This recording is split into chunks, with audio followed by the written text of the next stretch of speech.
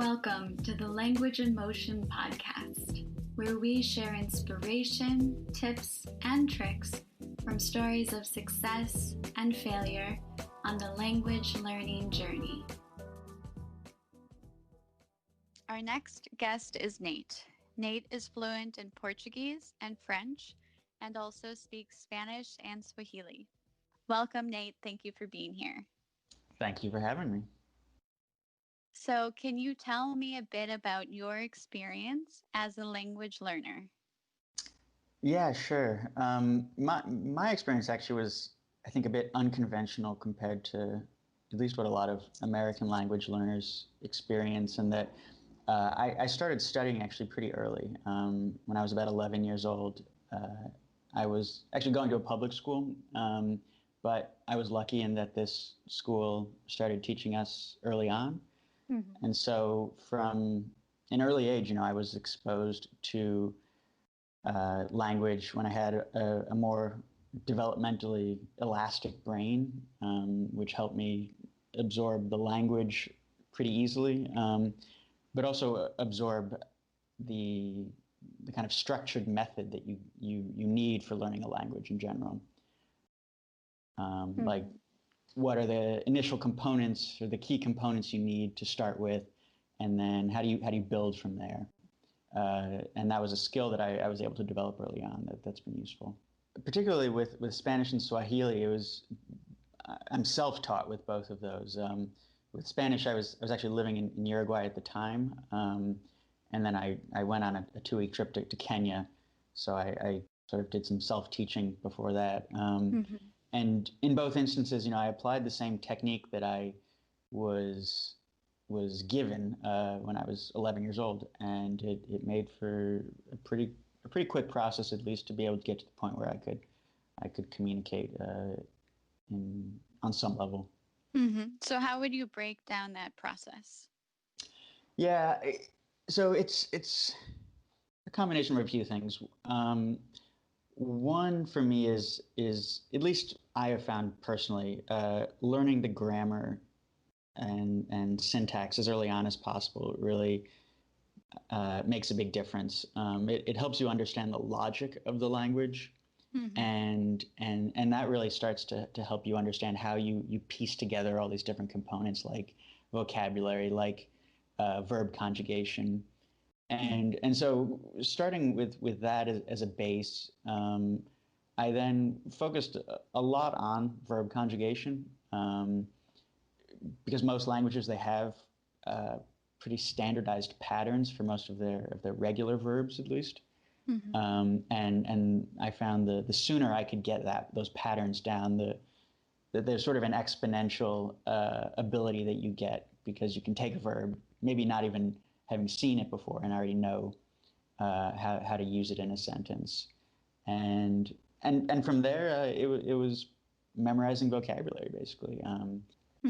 But yeah, there was a memorization component to that too, and so kind of combining all of those together, and then trying to actually say words and hear words and make sense of all of that was how I focused on it. So would you say this has been the most important factor for your success learning languages? Yeah, definitely. I think it kind of gave me a north.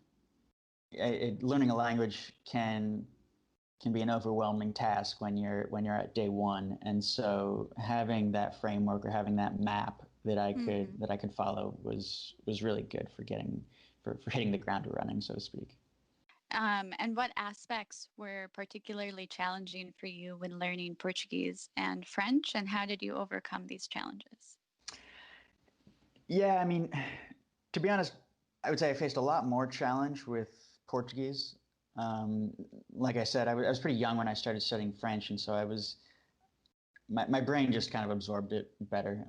In fact, I was about twice as old when I started learning Portuguese, and so add to that I was in an immersion style class, and it was a class that had a lot of, if not almost all, Spanish speakers in it. So they already had this kind of leg up on me as far as being able to communicate in this portuñol, as they call it. So there was a challenge of feeling behind, right? Feeling in an environment where I was less capable of communicating than the people around me was kind of an emotional challenge, I guess. On top of that, I mean, the syntax in Portuguese is different than English or that I had seen in French, and so that took getting used to. And also just culturally speaking, particularly when I got to Brazil, unlike when I spent time in France, you know, I was clearly a gringo, right? I was clearly a foreigner who even just physically stood out, at least in Rio, and having to sort of accept that I was always going to be different, right? That I was going to have an accent, which wasn't so much the case in French. Kind of coming on some level to a point of acceptance of that, I think was able to help me relax, right, and be more comfortable opening my mouth, be more comfortable in using my language skills, and in doing so, that's the best way to learn. Mm-hmm. So accepting that you may look and feel and sound like an outsider, but not being afraid to still participate. Exactly. Yeah. And on that topic of participating as an outsider, can you remember any embarrassing moments? And how have they influenced you? Yeah, where do I start, huh? Well, I guess I can start in month one. How about when I was in Rio? So I arrived for the first time in Rio in January, and uh, sort of it's in January that the carnival uh, process and celebrations begin that then last through March. It can often feel like. And so within about a month of my being there, there are just giant parties in the street that they call blocos. And so I was in a bloco, and I, being the gringo, obviously got pickpocketed, and someone took my cell phone. So that was a bummer. And I went and I bought a brand new one to replace it. And another day or so later, I am meeting up with some friends at the beach in Ipanema, and I'm waiting for them. So I go and I sit down on a bench that's kind of in the median between the two sides of the main street along the beach there. And I'm sending a message, and a guy sits down next to me, and I was still at a point in my language learning where if someone said something to me and I wasn't paying attention, then it was all of a sudden like I completely forgot how to speak the language. Like I was just totally lost. And so the guy says something to me, like asking to borrow my cell phone, and I politely respond that I didn't feel comfortable with that. And apologize. And then he calls me a vaca, right, or a cow, which I was a little offended by, and I also felt it was just kind of rude for someone who is asking for a favor. And and I said, you know, I'm sorry, I don't know what to tell you.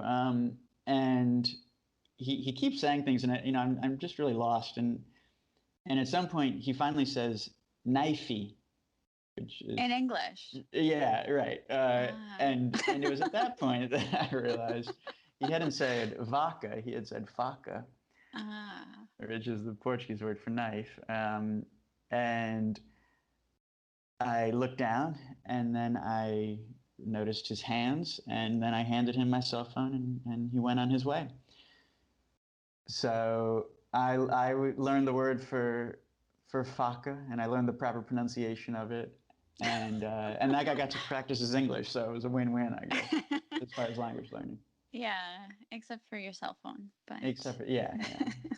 And did you have any similar embarrassing moments in French, Spanish, or Swahili? Let's see. In Spanish, well, yeah. So in Spanish,